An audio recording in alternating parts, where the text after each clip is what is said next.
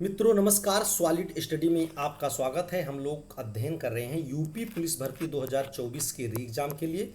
उसी के क्रम में हम लोग जो टेस्ट सीरीज शुरू किए हुए हैं पुलिस का, इसमें विभिन्न प्रकार के जो बहुत ज़्यादा संभावित पेपर में आने वाले क्वेश्चन उनको शामिल किया गया है, और जो कुछ कुछ क्वेश्चन इंपॉर्टेंट थे काफ़ी प्रीवियस ईयर के, उनको भी हम लोग शामिल किए हैं। तो बेहतरीन टेस्ट सीरीज बनाई गई है। अगर हम लोग इसका बेहतरीन से अध्ययन कर ले गए तो हम लोगों का बहुत अच्छी तैयारी हो जाएगी। तो चलिए हम लोग देर ना करते हुए अपना टेस्ट सीरीज स्टार्ट करते हैं। क्वेश्चन नंबर 1 क्या है? क्वेश्चन नंबर 1 देखते हैं हम लोग। क्वेश्चन नंबर 1 है हम लोगों का कि हाल ही में किस देश में भयंकर भूस्खलन से लगभग 2000 लोगों की मिट्टी के नीचे दबने से मृत्यु हो गई। ये देश मित्रों एक ऐसा देश है जो वहाँ पर एक स्थान था, पहाड़ी थी, और पहाड़ी के पास में मतलब मिट्टी का बहुत बड़ा उठा हुआ भूभाग थोड़ा पहाड़ी मॉडल में था, और एक गांव बसा हुआ था। वही पहाड़ के ढहने से मतलब एक बहुत ज़्यादा भूस्खलन हो जाने से काफ़ी लोग, एक लंबी कह सकते हैं जनसंख्या लगभग 2000 के पास बताया जा रहा है, लोग दब के उनकी मृत्यु हो गई। तो कौन सा देश है जिसमें यह घटना हुई? तो ऑप्शन ए फिलीपींस में, कि ऑप्शन बी ईरान में, option C Papua New Guinea में, कि ऑप्शन डी मोरक्को में। तो ये हम लोग को ध्यान देना है, ये ऑप्शन सी हो जाएगा। क्या है? Option C Papua New Guinea. ये हम लोग को याद रखना है, इंडोनेशिया के पास देश है। ये हम लोगों को देखना है कि इंडोनेशिया के पास देश है, और इसकी राजधानी हम लोगों को याद रखना है। तो इसकी राजधानी हो जाएगी पोर्ट मोरेस्बी करके राजधानी है। क्योंकि कभी कभी क्वेश्चन आते हैं जो हम लोग डायरेक्ट जो जो घटना के लिए फेमस होता है वो घटना ना पूछ करके उससे रिलेटेड, देश से रिलेटेड कोई चीज़ पूछ लेते हैं। तो इसकी राजधानी है पोर्ट मोरेस्बी। ये हम लोगों को याद रखना है, पोर्ट मोरेस्बी इसकी राजधानी है। और ये एशिया के अंतर्गत आता है, और ये नज़दीक ऑस्ट्रेलिया से भी पड़ता है। चलिए नेक्स्ट हम लोग देखते हैं क्वेश्चन नंबर 2 क्या है। क्वेश्चन नंबर 2 हम लोगों को देखना है। कह रहा है कि टी20 क्रिकेट में 500, कह रहा है टी20 क्रिकेट में 500 छक्के पूरे करने वाले पहले भारतीय खिलाड़ी का नाम। मतलब कौन से ऐसे पहले भारतीय खिलाड़ी बने हैं जिन्होंने टी20, हम लोगों को याद रखना है, टी20 क्रिकेट में 500 छक्के अपने पूरे कर लिए हैं। ये हम लोग को ध्यान देना है, कितने छक्के? 500 छक्का पूरा किया। तो ऑप्शन ए विराट कोहली ने, कि ऑप्शन बी रोहित शर्मा ने, कि ऑप्शन सी महेंद्र सिंह धोनी ने, कि ऑप्शन डी सचिन तेंदुलकर ने। तो चूंकि टी20 पूछ रहा है तो वर्तमान समय में, तो ये हम लोगों को याद रखना है किसने पूरा किया है। तो हमारे ऑप्शन हो जाएगा बी रोहित शर्मा। किसने? रोहित शर्मा ने पूरा किया। ये हम लोग को याद रखना है। और विश्व स्तर पर अगर हम लोग देखें कि सबसे ज़्यादा छक्का, चूंकि ये भारत में हो रहा है कि 500 छक्के का लक्ष्य पूरा करने वाले, तो पूरे विश्व में अगर देखा जाए टी20 में किसने सबसे अधिक छक्का बनाया है या सबसे अच्छे मतलब छक्का लगाया सबसे अधिक, तो हम लोग को याद रखना है क्रिस गेल। क्या है? क्रिस गेल का नाम हम लोग सुने हैं, क्रिस गेल। इन्होंने लगभग 1056, कितने? 1056 छक्के अपने पूरे कर लिए हैं। तो विश्व स्तर पर सबसे अधिक नंबर 1 पर क्रिस गेल हैं, और भारत में रोहित शर्मा है। ये हम लोगों को याद रखना है। नेक्स्ट क्वेश्चन हम लोग देखते हैं। क्वेश्चन नंबर 3 क्या है? क्वेश्चन नंबर 3 है हम लोगों का, बोर कह रहा है बेरिंग जलडमरू मध्य किसे जोड़ता है? ऑप्शन ए भूमध्य सागर को अटलांटिक महासागर से जोड़ता है, कि ऑप्शन बी में कह रहा है हिंद महासागर को जावा सागर से जोड़ता है, कि ऑप्शन सी में कह रहा है कि अटलांटिक महासागर को हडसन की खाड़ी से जोड़ता है, कि ऑप्शन डी या 4 कह रहा है कि आर्कटिक महासागर को प्रशांत महासागर से जोड़ता है। तो ये हम लोग को ध्यान देना है। इसमें हमारा बेरिंग जल संधि कहाँ पर? ऑप्शन डी सही हो जाएगा। ये क्या है? आर्कटिक महासागर को, क्या है? आर्कटिक महासागर को प्रशांत महासागर से जोड़ता है। ये हम लोग को ध्यान देना है। ये रूस वाला पार्ट और अलास्का वाला अमेरिका वाले पार्ट के बीच में हम लोग यहाँ पर देखेंगे जो बेरिंग जल संधि है। ये हम लोग को देखना, ऊपर आर्कटिक महासागर हो जाता है और नीचे क्या है? पूरा प्रशांत महासागर हो जाएगा। ये हम लोगों को ध्यान देना है। नेक्स्ट हम लोग देखते हैं क्वेश्चन नंबर अगला, क्वेश्चन नंबर 4। क्वेश्चन नंबर 4 है हम लोगों का कि यमुना के, कह रहा है कि यमुना नदी के तट पर दीन पनाह शहर की स्थापना, या दीन पनाह शहर की नींव किसने रखी थी, या दीन पनाह शहर की स्थापना किसने की थी? ये हम लोग को याद रखना है। तो इसमें हमारा सही हो जाएगा, कह रहा है कि किसने की थी, तो ऑप्शन ए अकबर ने, कि ऑप्शन बी, चूँकि हम ए बी करके देखेंगे, इसमें 1 2 करके लिखा हुआ है, तो ऑप्शन ए हो जाएगा, मान लीजिए अकबर, या ऑप्शन 1 अकबर, ऑप्शन इसमें थोड़ा गलत लिख दिया गया है, ऑप्शन दूसरा हुमायूं, और ऑप्शन तीसरा शाहजहां, और ऑप्शन चौथा जहांगीर। तो इसमें कह रहा है कि दीन पनाह शहर की नींव किसने रखी थी, इसकी स्थापना किसने की थी? तो हम लोग को याद रखना है हुमायूं ने की थी। किसने की थी? ऑप्शन इसमें दूसरा से हो जाएगा, हुमायूं ने की थी। ये हम लोग को याद रखना है। दिल्ली में है। ये कहाँ पर है? दिल्ली में यमुना के तट पर है, ये हम लोगों को याद रखना है। और 1533 में, किसमें? 1533 ईस्वी में इन्होंने दीन पनाह शहर की स्थापना की थी, ये हम लोगों को याद रखना है। नेक्स्ट हम लोग देखते हैं क्वेश्चन नंबर अगला है क्वेश्चन नंबर 5। क्या है?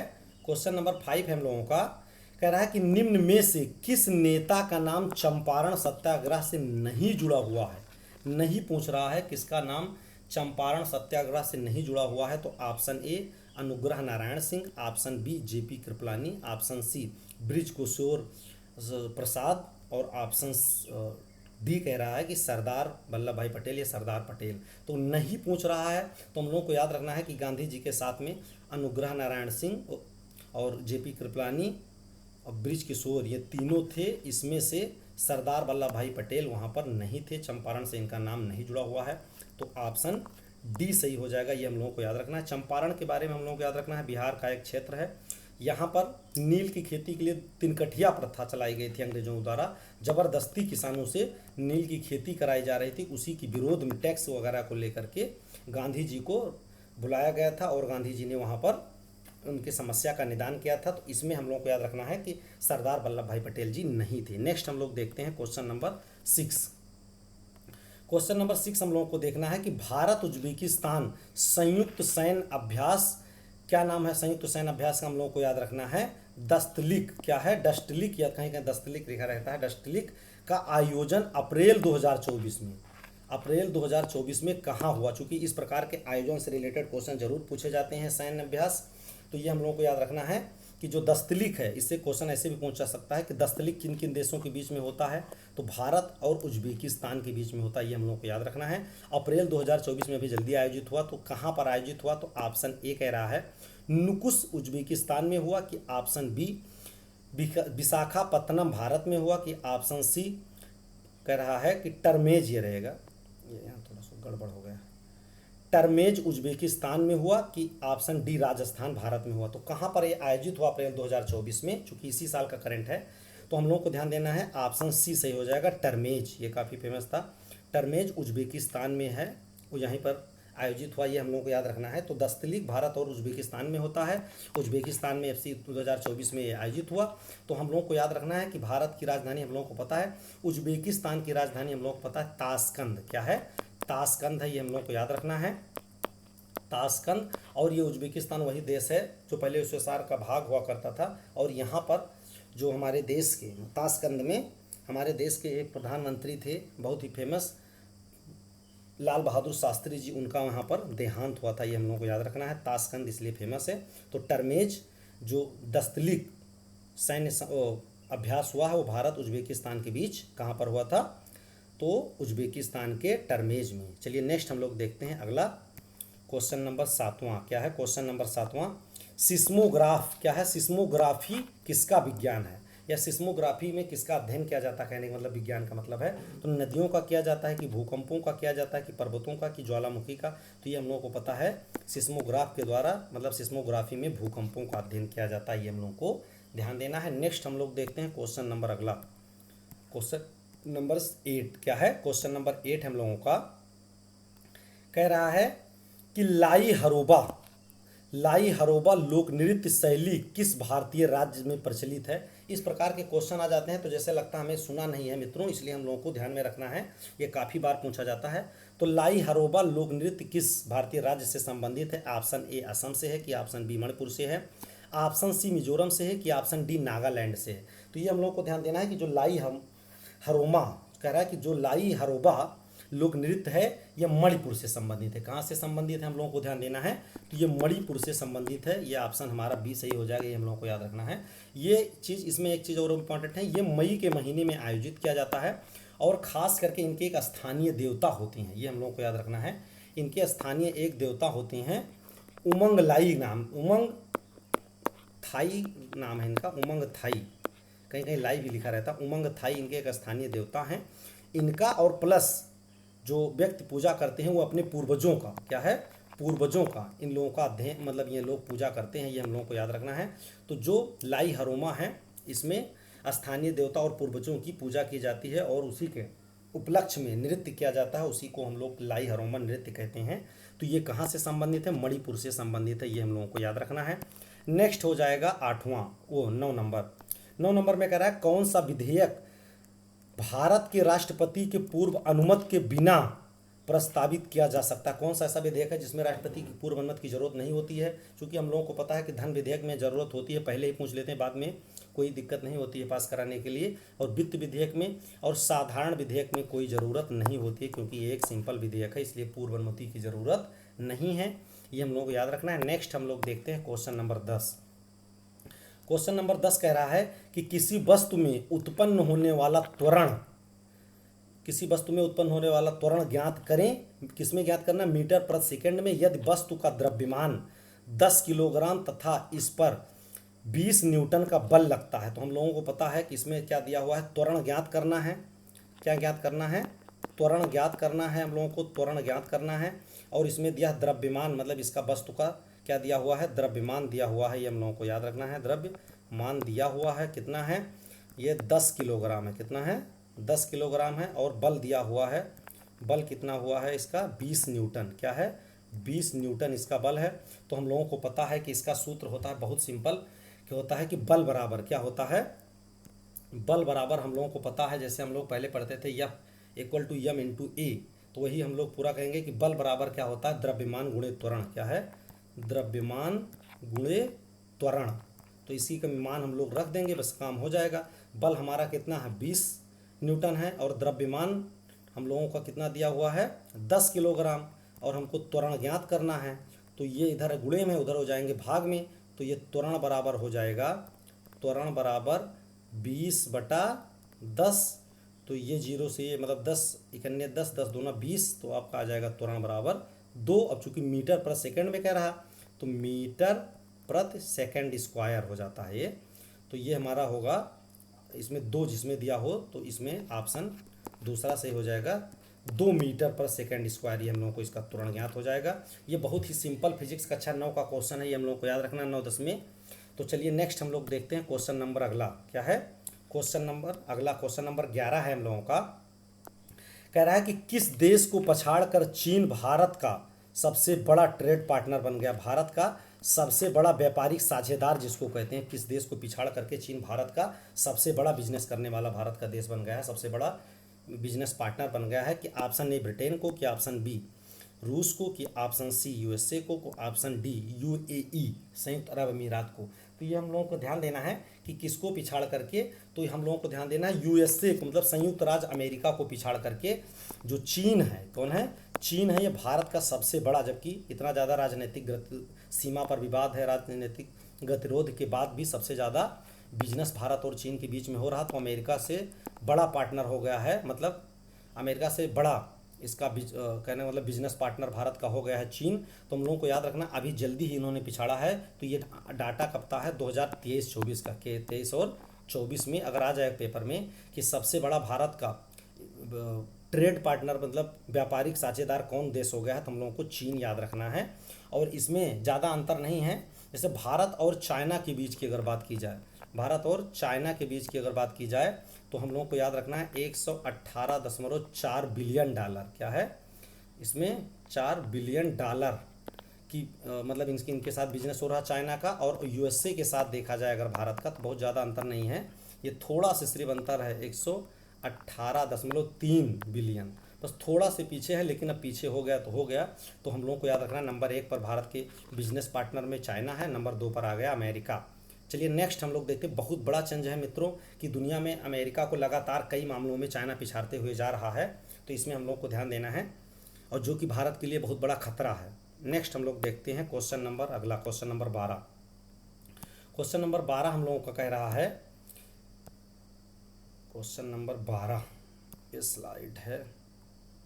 क्वेश्चन नंबर 12 में कह रहा है कि संयुक्त राष्ट्र का मुख्यालय कहाँ पर है, संयुक्त राष्ट्र का मुख्यालय कहाँ पर, ये हम लोगों को ध्यान देना है। जो संयुक्त राष्ट्र संघ कह रहा है उसका मुख्यालय जिनेवा में है, कि न्यूयॉर्क में है, कि पेरिस में है, कि वाशिंगटन डीसी में हुई, हम लोगों को याद रखना है। तो हम लोगों को पता है कि जो मेन मुख्यालय संयुक्त राष्ट्र संघ का है वो कहाँ पर है, न्यूयॉर्क में है। कहाँ पर है, न्यूयॉर्क में है। वैसे इसके क्षेत्रीय कार्यालय जिनेवा वगैरह कई देशों में है, नैरोबी में, जिनेवा में, लेकिन मेन कार्यालय कहाँ पर है, न्यूयॉर्क में है। ये हम लोगों को ध्यान देना है, न्यूयॉर्क कहाँ पर है, यूएसए में है, ये हम लोगों को पता है। अब इसकी स्थापना की बात आ जाती है कि संयुक्त राष्ट्र संघ की स्थापना कब हुई थी, तो हम लोगों को पता है कि 24 अक्टूबर कब, 24 अक्टूबर 1945, कब 24 अक्टूबर 1945 में हुई थी, ये पूछा जाता है। और इसीलिए जो 24 अक्टूबर को संयुक्त राष्ट्र की स्थापना दिवस मनाया जाता है, ये हम लोगों को ध्यान देना है। नेक्स्ट क्वेश्चन हम लोग देखते हैं, क्वेश्चन नंबर 13 क्या है। क्वेश्चन नंबर 13 है हम लोगों का, कह रहा कि लाल ग्रह, लाल ग्रह किसे कहते हैं, किस ग्रह को लाल ग्रह कहा जाता है, तो हम लोगों को पता है, बहुत सिंपल क्वेश्चन है, मंगल ग्रह को लाल ग्रह कहा जाता है। क्यों कहा जाता है कि यहाँ पर आयरन ऑक्साइड क्या है, आयरन ऑक्साइड की अधिकता है, आयरन ऑक्साइड की अधिकता के कारण ये लाल दिखाई पड़ता है, इसके लिए इसको लाल ग्रह कहते हैं। तो ऑप्शन ए सही हो जाएगा। नेक्स्ट हम लोग देखते हैं क्वेश्चन नंबर 14 क्या है। क्वेश्चन नंबर 14 है हम लोगों का कि उत्तर प्रदेश जमींदारी उन्मूलन एवं भूमि सुधार अधिनियम 1950 अंतर्निहित किया गया, मतलब किसमें, किस अनुसूची दिया है, किस अनुसूची में, 5वीं अनुसूची में कि दूसरी 7वीं अनुसूची में कि 9वीं अनुसूची में कि 11वीं अनुसूची में, किसमें अंतर्निहित किया गया है। तो हम लोगों को पता है कि इसमें हमारा 9वीं अनुसूची में, किसमें अंतर्निहित किया गया है, 9वीं अनुसूची में, हमारा ऑप्शन सी सही हो जाएगा। इसमें हम लोगों को ध्यान देना है कि जो भूमि सुधार से संबंधित कानून लाए गए थे वो प्रथम कॉन्स्टिट्यूशन अमेंडमेंट में, प्रथम संविधान संशोधन में लाए गए थे। और इसी समय 9वीं अनुसूची, क्या इसी समय हम लोगों को ध्यान देना है कि क्या जोड़ी गई थी, तो 9वीं अनुसूची जोड़ी गई थी, ये हम लोगों को ध्यान देना है, 9वीं अनुसूची जोड़ी गई और उसी में ये कानून को शामिल किया गया। क्योंकि हम लोगों को पता है, हम लोगों ने पढ़ा है कि 9वीं अनुसूची में जिस कानून को शामिल कर दिया जाता है उस पर न्यायिक पुनर्विलोकन नहीं हो पाता है, उस पर न्यायालय कहने का मतलब हस्तक्षेप नहीं कर पाता, इसलिए 9वीं अनुसूची लाई गई और उसी में इस प्रकार के कानून को डाल दिया गया, ये हम लोगों को ध्यान देना है। नेक्स्ट हम लोग देखते हैं क्वेश्चन नंबर 15। क्वेश्चन नंबर 15 है हम लोगों का कि नदी पहाड़ियाँ कहाँ स्थित है, नदी की जो पहाड़ी हो, मतलब एक नाम है नदी पहाड़ी, कहाँ स्थित है, ये हम लोग को ध्यान देना है। बिहार में है कि कर्नाटक में है कि गुजरात में है कि राजस्थान में है, तो हम लोग को याद रखना है कि नदी पहाड़ियाँ कहाँ पर है, कर्नाटक में है, बंगलुरु के पास, कहाँ पर, बंगलुरु के पास है, ये हम लोग को ध्यान देना। कर्नाटक में बंगलुरु के पास लगभग 40-45 किलोमीटर बंगलुरु से दूर एक स्थान है, उसको हम लोग कहते हैं, इसको नदी पहाड़ी या नदी बेट्टा बोला जाता है, वहाँ की भाषा में, क्षेत्रीय में इसको नदी बेट्टा भी बोला जाता है। क्या बोला जाता है, नदी बेट्टा, नदी पहाड़ी या नदी बेट्टा के नाम से जाना जाता है, ये हम लोगों को याद रखना है। तो नदी पहाड़ियाँ कहाँ स्थित हैं, या नदी बेट्टा करके आ सकता है, कहाँ स्थित है, तो हम लोग को याद रखना है बंगलुरु चाहे दिया रहे चाहे कर्नाटक दिया रहे। और ये फेमस इतना नदी बेट्टा क्यों है, ये हम लोग को याद रखना है, क्योंकि इतिहास में एक बहुत फेमस सुल्तान थे, टीपू सुल्तान, क्या थे, टीपू सुल्तान। टीपू सुल्तान ग्रीष्म काल में अपना आवास यहीं बनाकर गर्मी में यहीं पर रहता था, ये हम लोगों को याद रखना नदी बेट्टा के लिए, इसलिए ये काफ़ी फेमस है। चलिए नेक्स्ट हम लोग देखते हैं क्वेश्चन नंबर अगला, क्वेश्चन नंबर 16 क्या है। क्वेश्चन नंबर 16 है हम लोगों का, किस देश ने 100 रुपये के नोट में भारतीय क्षेत्रों को शामिल कर अपना नक्शा मतलब अपना नक्शा शामिल करने का फैसला, मतलब अपना नक्शा फिर से प्रकाशित करने का फैसला बना लिया है। कौन सा ऐसा देश है, पड़ोसी देश, जिसने भारत की, चूंकि पड़ोसी होगा तभी भारत के क्षेत्र को शामिल करेगा अपने उसमें, ज़्यादातर सीमा विवाद के कारण। तो पाकिस्तान है कि भूटान है कि नेपाल है कि चीन है। तो इसमें 100 रुपये का नोट, चूँकि रुपया चलता है, तो हम लोग को इसमें कई तरीके से लगा सकते हैं। रुपया पाकिस्तान में भी चलता है और यहाँ भी चलता है नेपाल में, तो यहाँ हमारा खैर ये नेपाल हो जाएगा। ये सीमा विवाद से संबंधित 100 रुपये के नोट में अपने भारतीय क्षेत्रों को शामिल करने का निर्णय किस देश ने लिया है, नेपाल ने लिया है। ये हम लोगों को पता है कि काफ़ी फेमस है ये क्वेश्चन, और इस प्रकार का विवाद कई बार सामने आ गया है। तो जैसा कि हम लोगों को पता है कि नेपाल, जैसे मान लीजिए भारत का मैप अगर हम लोग देखें, तो मैप के पास अगर हम लोग यहाँ देखें तो उत्तराखंड के पास वाला जो क्षेत्र है, यहीं पर नेपाल और उत्तराखंड के बीच में एक स्थान है, वहाँ पर 2-3 स्थान हैं, जैसा कि हम लोग जानते हैं। उसी को लेकर के जैसे हम लोग देखे हुए हैं, पहले से चर्चा में है, लिपुलेख, क्या है, लिपुलेख है एक स्थान का नाम, एक है लिम्पिया, क्या है, लिम्पिया धुरा, लिम्पिया धुरा करके है, और एक है काला पानी, ये काफ़ी चर्चा में रहता है काला पानी। इन्हीं तीनों क्षेत्रों को ले करके, ये चूँकि नेपाल में जो प्रधानमंत्री प्रेजेंट टाइम में है, पुष्प कमल दहाल प्रचंड करके प्रधानमंत्री जो है उनका नाम है, वह चीन के समर्थन में है, और इसीलिए भारत के क्षेत्रों को ऐसी स्थित करके नक्शा छाप रहे हैं, भारत के ऊपर प्रेशर बनाना चाह रहे हैं। तो ये तीनों स्थान का नाम हम लोगों को याद रखना है कि कौन कौन से स्थान भारत का है जो नेपाल अपना बताता है। तो लिपुलेख, लिम्पियाधुरा और काला पानी, ये हम लोगों को याद रखना है। इसी तीनों क्षेत्र को ये अपने मैप पर 100 रुपये के नोट पर दिखाना चाह रहे हैं, ये फैसला लिए हैं, तो ये हम लोगों को याद रखना है, बहुत इंपॉर्टेंट क्वेश्चन है। चलिए नेक्स्ट हम लोग देखते हैं क्वेश्चन नंबर अगला, क्वेश्चन नंबर 17। क्वेश्चन नंबर 17 है हम लोगों का, कह रहा है कि दास वंश की स्थापना किसने की थी। दास वंश की स्थापना, दास वंश को हम लोग को याद रखना है, इसको हम लोग गुलाम वंश भी कह सकते हैं, तब याद आ सकता है आपको। गुलाम वंश क्या है, गुलाम वंश की स्थापना किसने की थी, ये हम लोग को याद रखना है। तो नसरुद्दीन महमूद ने की थी, कि रजिया सुल्तान ने की थी, कि कुतुबुद्दीन ऐबक ने की थी, कि गयासुद्दीन ने की थी, ये हम लोग को याद रखना है। किसने की थी दास वंश की स्थापना, या दास वंश या गुलाम वंश, तो हम लोग को पता है कुतुबुद्दीन ऐबक ने की थी। किसने की थी, इसमें सी सही हो जाएगा, कुतुबुद्दीन ऐबक ने की थी, ये हम लोग को पता है। क्योंकि हम लोग को पता है कुतुबुद्दीन ऐबक खुद क्या था, मोहम्मद गोरी का गुलाम था। क्या था, मोहम्मद गोरी का ये गुलाम था, और इन्होंने इसीलिए गुलाम वंश की स्थापना की। बाद में इसका गुलाम इल्तुतमिश था। क्या था, इल्तुतमिश था। इल्तुतमिश को गुलाम वंश का वास्तविक संस्थापक कहा जाता है। क्या कहा जाता है, वास्तविक। स्थापना तो गुलाम वंश की कुतुबुद्दीन ऐबक ने की थी, लेकिन पूर्ण रूप से उसको सही से डेवलप किया था इल्तुतमिश ने। तो इल्तुतमिश को क्या कहते हैं, गुलाम वंश या दास वंश का वास्तविक संस्थापक कहा जाता है, और वैसे स्थापना कुतुबुद्दीन ने की थी। तो इसमें इल्तुतमिश नहीं है, तो हमारा कुतुबुद्दीन ऐबक सही हो जाएगा। नेक्स्ट हम लोग देखते हैं क्वेश्चन नंबर 18। क्वेश्चन नंबर 18 है हम लोगों का, कि भारत में प्रायः 3 संसदीय सत्र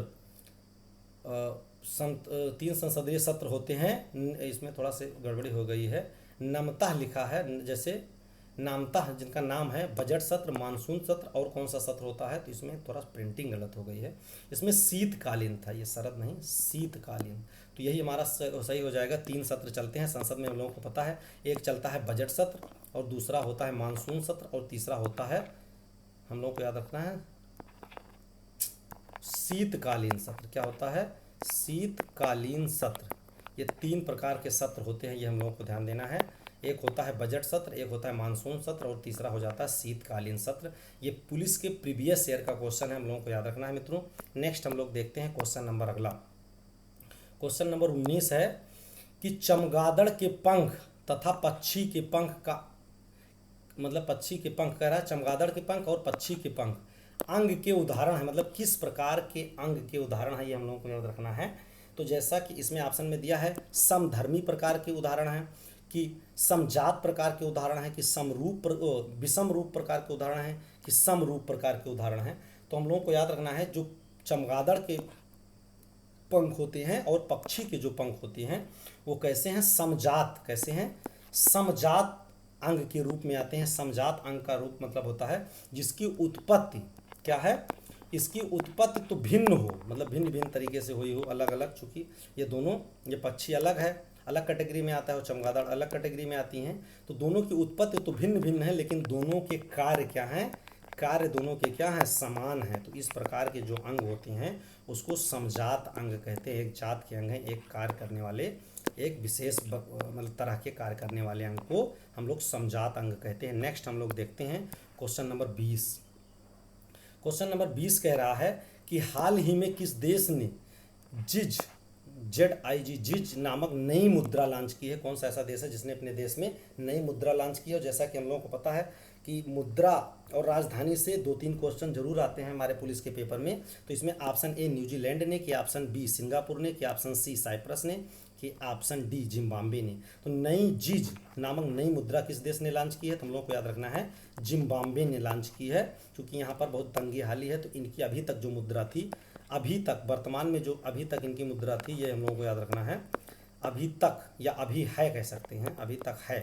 अभी तक मुद्रा इनकी क्या थी, जिम्बाब्वे डॉलर करके थी, जिम्बाब्वे डॉलर करके थी। लेकिन अब इन्होंने नई मुद्रा चालू किया है जिज, ये हम लोग को याद रखना है। तो ये पेपर में आ जाए तो जिम्बाब्वे हम लोगों को याद रखना है। जिम्बाब्वे की राजधानी पूछ सकते हैं, तो जिम्बाब्वे की राजधानी हम लोगों को पता होना चाहिए हरारे। क्या है, जिम्बाब्वे की राजधानी हरारे है, ये हम लोगों को याद रखना है। नेक्स्ट हम लोग देखते हैं अगला क्वेश्चन, क्वेश्चन नंबर 21 क्या है।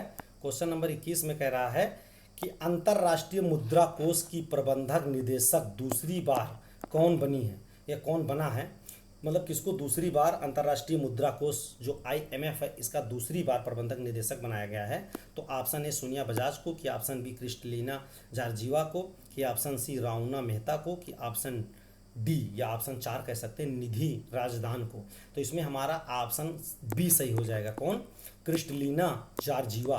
क्रिस्टलिना जॉर्जिवा दूसरी बार क्या है, जो प्रबंधक निदेशक बनी हुई हैं IMF की, अंतर्राष्ट्रीय मुद्रा कोष की, ये बहुत इंपॉर्टेंट है, दूसरी बार आई हैं, एक बार पेपर में आया भी था तो दूसरी बार चुनी गई हैं तो पूछा जा सकता है, तुम लोगों को याद रखना है। क्रिस्टलिना जॉर्जिवा अंतर्राष्ट्रीय मुद्रा कोष के अध्यक्ष बनी हैं। ये कहाँ की हैं, तुम लोगों को याद रखना है, बुल्गारिया देश है। कहाँ की, ये हम लोगों को याद रखना है, बुल्गारिया की रहने वाली हैं, बुल्गारिया देश है, ये हम लोगों को याद रखना है, यूरोप का देश है। तो ये हम लोगों को याद रखना है। अंतर्राष्ट्रीय मुद्रा कोष का मुख्यालय हम लोगों को पता होना चाहिए, तो कहाँ पर है, वाशिंगटन DC में है। क्या है, वाशिंगटन DC अमेरिका की राजधानी है, वहीं पर है, ये हम लोगों को याद रखना है। नेक्स्ट हम लोग देखते हैं क्वेश्चन नंबर अगला, क्वेश्चन नंबर 22 क्या है, क्वेश्चन नंबर 22 है हम लोगों का कि कंप्यूटर के संदर्भ में ट्रैकर बॉल एक डिवाइस है। ट्रैकर बॉल एक कौन सी डिवाइस है, स्टोरेज डिवाइस है कि प्रोसेसिंग डिवाइस है कि इनपुट डिवाइस है कि आउटपुट डिवाइस है। तो हम लोग को ध्यान देना है, जो ट्रैकर बॉल है ये कैसी डिवाइस है, ये एक इनपुट डिवाइस है। कैसी है, ट्रैकर बॉल जो है वो एक इनपुट डिवाइस है, और ये इसका काम क्या होता है, ये डिवाइस के अंदर चूंकि अंदर में रहती है तो ये निर्देश पहुंचाने का, निर्देश इधर से उधर पहुंचाने का इनका काम रहता है। तो ये एक निर्देश पहुंचाने वाली डिवाइस है, ये हम लोगों को याद रखना है, जो कंप्यूटर के अंदर रहती है। ट्रैकर बॉल कैसी डिवाइस है, इनपुट डिवाइस है, ये हम लोगों को याद रखना है। नेक्स्ट हम लोग देखते हैं क्वेश्चन नंबर 23 क्या है, क्वेश्चन नंबर 23 है हम लोगों का, भारत के कौन से राज्य का साक्षरता दर अधिकतम, मतलब भारत के किस राज्य का साक्षरता दर सबसे अधिकतम है। तो हम लोगों को पता, चूंकि अभी जनगणना नई हुई नहीं है, तो जनगणना 2011 की जनगणना के अनुसार ही हम लोगों को देखना है। तो किस देश की, किस राज्य की साक्षरता सबसे अधिक है, तो हम लोगों को पता है पूरे भारत में केरल ऑप्शन में है, तो केरल की राज्य साक्षरता सबसे अधिक है। लगभग हम लोगों को पता है कि लगभग 94%, 93.91 है, तो लगभग उसको हम 94% मान लेते हैं।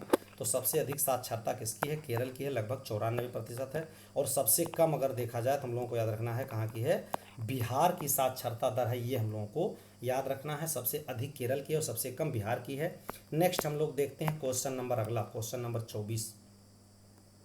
क्वेश्चन नंबर 24 कह रहा है कि ऐसी पहली भारतीय कंपनी का नाम बताइए जिसका बाजार पूंजीकरण 20 लाख करोड़ के पार पहुंच गया। मतलब जिसका बाजार मूल्य एक हिसाब से है, इनकी टोटल जो कंपनी है वो कितने संपत्ति की हो गई है, तो 20 लाख करोड़ की हो गई है, और ये भारत की पहली कंपनी है। तो जो पहला होता है वहाँ से क्वेश्चन पूछना काफ़ी ज़्यादा बार संभावनाएं बढ़ जाती हैं, इस प्रकार के क्वेश्चन आते हैं। तो ऐसा आ सकता है, कौन सी भारत की ऐसी पहली कंपनी है जिसका पूंजी बाजार कितना हो गया है, 20 लाख करोड़ हो गया है।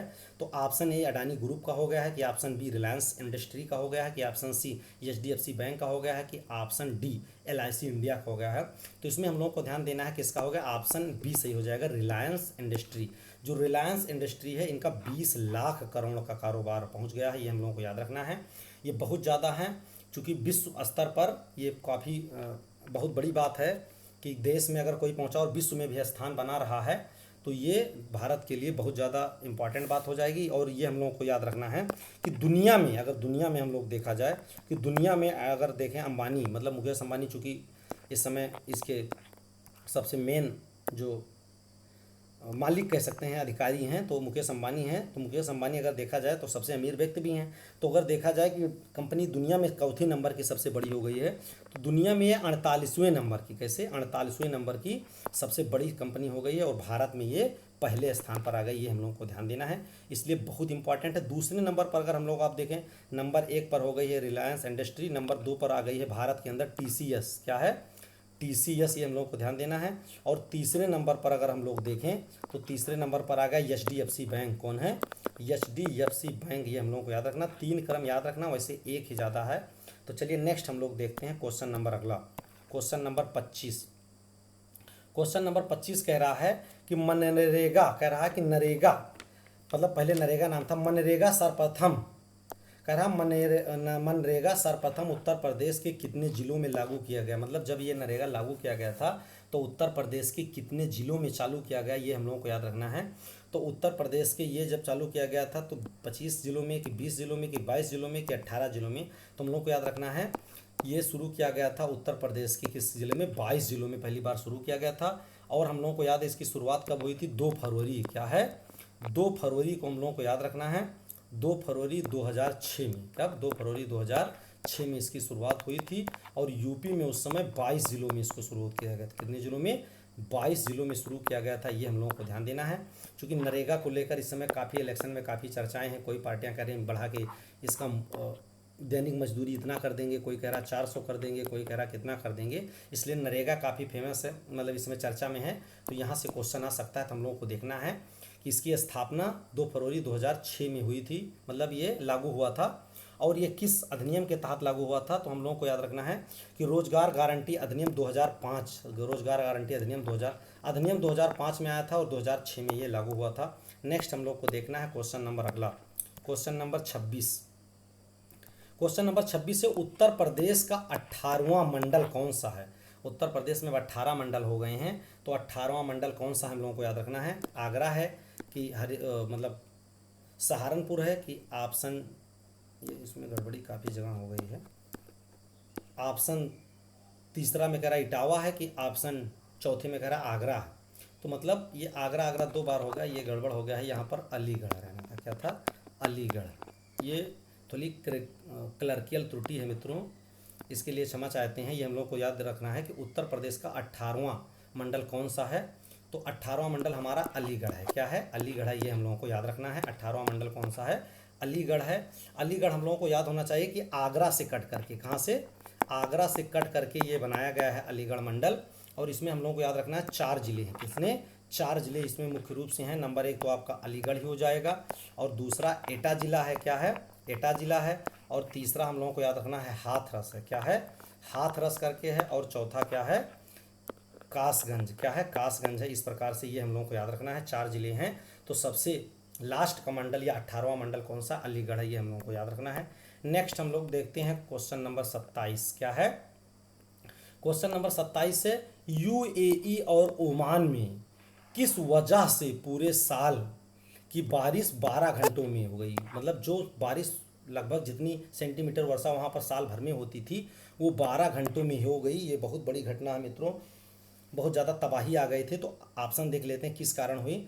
ऑप्शन ए कह रहा है क्लाउड सीडिंग के दौरान, जिसको हम लोग कृत्रिम वर्षा कहते हैं, कि ऑप्शन बी अल नीनो के कारण, कि ऑप्शन सी ला नीनो के कारण, कि ऑप्शन डी जलवायु परिवर्तन से सामान्य, मतलब जलवायु परिवर्तन से असामान्य मौसम के कारण, किसके कारण हो गई, तो ये हम लोगों को याद रखना है। तो इसमें हमारा क्या हो जाएगा, ऑप्शन डी, मतलब ऑप्शन चौथा, जलवायु परिवर्तन से जो मौसम असामान्य होता है उसी कारण इस प्रकार की इतना ज़्यादा वर्षा हुई और वहाँ पर पूरा तबाही आ गई है। हम लोगों को ध्यान देना है। तो बहुत फेमस क्वेश्चन है, एशिया के देश हैं इसलिए हम लोगों को याद रखना है। यूएई और ओमान, यहाँ पर बहुत ज़्यादा बारिश हुई है, ये हम लोगों को याद रखना है। तो अगर ये पूछ सकता है कि ओमान और यूएई किस मतलब उसमें आते हैं, तो हम लोग को याद रखना है कि एशिया के देश हैं और ये मिडिल ईस्ट में आते हैं। किस में आते हैं, मिडिल एशिया में आते हैं, इसलिए हम लोगों को यहाँ पर याद रखना है। चलिए नेक्स्ट क्वेश्चन हम लोग देखते हैं। क्वेश्चन नंबर अगला क्या है, क्वेश्चन नंबर अगला है हम लोगों का 28। क्वेश्चन नंबर 28 है कि भारत रत्न पुरस्कार के बारे में निम्नलिखित में से कौन सा कथन सही नहीं है। भारत रत्न के बारे में निम्नलिखित में से कौन सा कथन सही नहीं है, ये हम लोगों को याद रखना है। तो कौन सा कथन सही नहीं है, तो ऑप्शन ए कह रहा है कि वह भारत गणराज्य का उच्चतम असैनिक पुरस्कार है। ये तो सही है, सही नहीं पूछ रहा है, तो इसमें ये सही हो जाएगा। तो ये सही हो जाएगा, तो इससे कोई मतलब नहीं। इसे 1954 में प्रारंभ किया गया था, ये भी सही है। कब सही, भारत रत्न की शुरुआत 1954 में हुई थी। उसे केवल भारतीय नागरिकों को ही प्रदान किया जाता है, ये गलत है, ये गलत है। नीचे वाला कह रहा है उसे 1954 में सर सीवी रमन, सी राजगोपालाचारी और एस राधा कृष्णन को दिया गया, ये सही है। पहली बार 3 लोगों को दिया गया था। तो इसमें हमारा ऑप्शन जो सी है कह रहा नहीं है, कौन सही नहीं है, तो सही यही नहीं है, क्योंकि हम लोगों को पता है कि ये केवल भारत रत्न केवल भारतीयों को ही नहीं दिया जा सकता है, ये विदेशियों को भी दिया जा सकता है और दिया भी गया है। जैसा कि हम लोगों को पता है ये मदर टेरेसा को मिला है, क्या है, मदर टेरेसा को भी मिला है। उसके बाद में नेल्सन मंडेला, क्या है, नेल्सन मंडेला को भी मिला है। और खान अब्दुल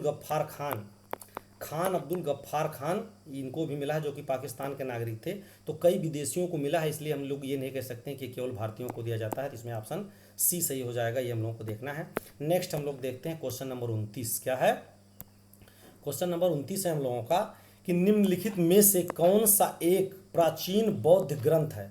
कौन सा प्राचीन बौद्ध ग्रंथ है, ये हम लोगों को ध्यान देना है। इसमें से जो दिए हुए हैं, ऑप्शन ए रघुवंशम है, कि ऑप्शन बी अभिधर्म कोश है, कि ऑप्शन सी विष्णु पुराण है कि ऑप्शन डी ऋतु संहार है? तो कौन सा ऐसा इसमें से ग्रंथ है जो बौद्ध प्राचीन बौद्ध ग्रंथ है? तो हम लोग को याद रखना है ऑप्शन बी सही हो जाएगा। अभिधर्म कोश, ये क्या है? संस्कृत में लिखा हुआ है लेकिन ये बौद्ध ग्रंथ है, ये हम लोगों को याद रखना है। इसकी रचना हम लोगों को याद रखना है किसने की थी? तो आचार्य वासुबंधु ने की थी। किसकी?